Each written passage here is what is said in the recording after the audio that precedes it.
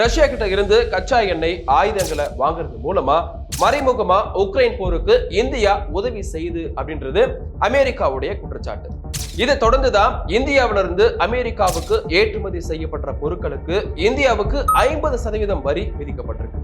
இது நேரடியா மக்களை பாதிக்கிறதுக்கான வாய்ப்புகள் அதிகமா இருக்கு. இந்தியாவுக்கு ஏற்கனவே 25% வரி, இப்போ கூடுதலா 25% வரி, மொத்தம் 50%. அதே நேரம் சீனாவுக்கு 30%, பாகிஸ்தானுக்கு 19%, ரஷ்யாவுக்கு 10% இருக்கிறதுலயே ஆசியாவிலேயே இந்தியாவுக்கு மட்டும்தான் அதிகமா 50% வரை விதிக்கப்பட்டது. ஆனா அமெரிக்காவுடைய வர்த்தக எதிரியா குறிப்பிடப்படுற சீனாவுக்கு 30%, நண்பன் சொல்லிக்கிற இந்தியாவுக்கு 50%. இதனால என்ன நடக்கும் அப்படின்னா, இந்தியாவிலிருந்து அமெரிக்காவுக்கு ஏற்றுமதி செய்யப்பட்ட பொருட்களுடைய விலை பாதிக்கு பாதி அதிகரிக்கும். அப்படி நடக்கும்பொழுது இந்தியாவிலிருந்து வர்ற பொருட்களுடைய விலை அமெரிக்கர்களுக்கு அதிகமா இருக்கும்.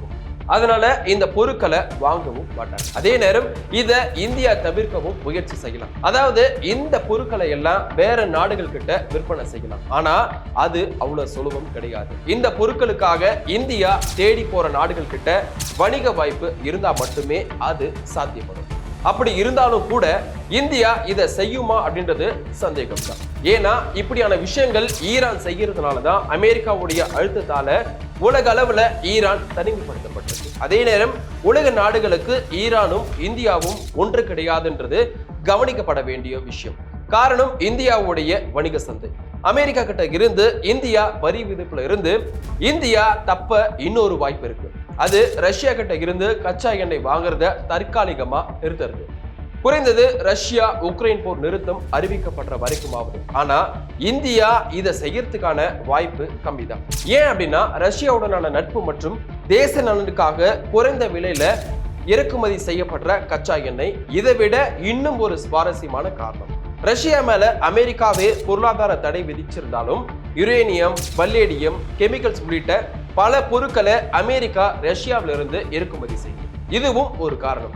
2024 ரஷ்யா கிட்ட இருந்து கச்சா எண்ணெயை வாங்குறதுனால தங்களுக்கு எந்த பாதிப்பும் இல்லைன்னு சொன்ன அதே அமெரிக்கா தான் இப்போ இத பிரச்சனையா மாத்தி. அதனால அமெரிக்காவுடைய குற்றச்சாட்டுகளும் வரி விதிப்பும் நியாயமற்ற செயல்னு இந்தியா இதுக்கு பதில் சொல்லியிருக்கு. ஆகஸ்ட் 7 இருந்து அமலாகிற இந்த வரி விதிப்பால ஒட்டுமொத்த சர்வதேச வணிக அரசியல்ல பெரிய அதிர்வு உண்டாகி